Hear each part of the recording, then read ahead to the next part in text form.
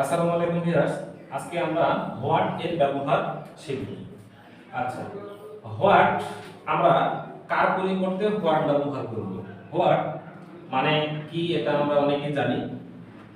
What বাক্যের subject বা object অংশে, বাক্যের সাবজেক্ট অংশ হতে পারে, অবজেক্ট অংশ হতে পারে, অবশ্যই প্রিপজিশন ছাড়া, প্রিপজিশন ছাড়া কোনো বস্তু, বিষয় ও প্রাণীর পরিবর্তে আমরা ব্যবহার করব হোয়াট।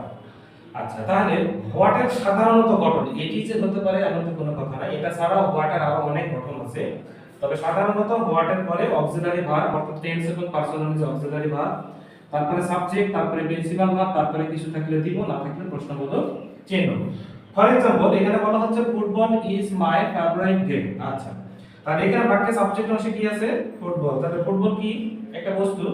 তাহলে আমরা জানি যে বাক্যে সাবজেক্ট অংশ হতে পারে, অবজেক্ট অংশ হতে পারে, সেটি কি? প্রিপজিশন ছাড়া। তাহলে বাক্যে সাবজেক্ট অংশে কি আছে? ফুটবল। তাহলে ফুটবলের পরিবর্তে আমরা কি ব্যবহার করব? হয়।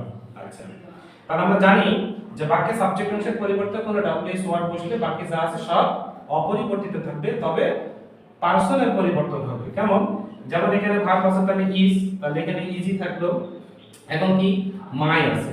তাহলে আমরা জানি যে বাক্যের সাবজেক্ট বা অবজেক্ট অংশে আই, উই, আস, মি এগুলো থাকলে এদের পরিবর্তে ইউ হয়, আর মাই, আওয়ার থাকলে এদের পরিবর্তে আমরা ব্যবহার করি ইউ। তাহলে এখানে মাই ছিল, তাহলে মায়ের পরিবর্তে কি হয়ে গেল? ইউ। বাকি কি থাকলো? Favourite game. আর কিছু নাই, প্রশ্নবোধক চিহ্ন। আচ্ছা, এখন আমরা বাক্যে অবজেক্ট অংশের পরিবর্তে হোয়াট ব্যবহার করব। তাহলে আমরা লক্ষ্য করব যে বাক্যে অবজেক্ট অংশে যদি কোনো বস্তু, বিষয়, প্রাণী কি কি থাকবে?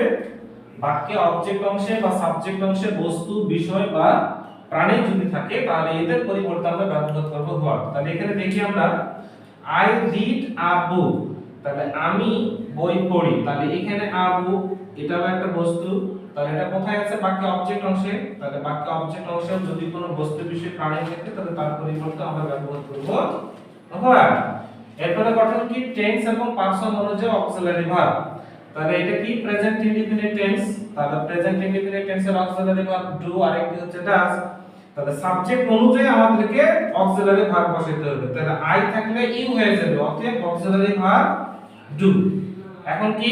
সাবজেক্ট। তাহলে সাবজেক্ট কি আছে? আই। তাহলে আমরা জানি আই থাকলে কি হয়? ইউ। এরপরে কি? Principal verb. তাহলে আমরা জানি প্রেজেন্ট ইনডিফিনিট টেন্সের মূল ভার্বটাই প্রেজেন্ট ফর্ম, অর্থাৎ যা আছে তাই থাকবে। তাহলে এখানে রিড, রিডই থাকবে, আর কোনো পরিবর্তন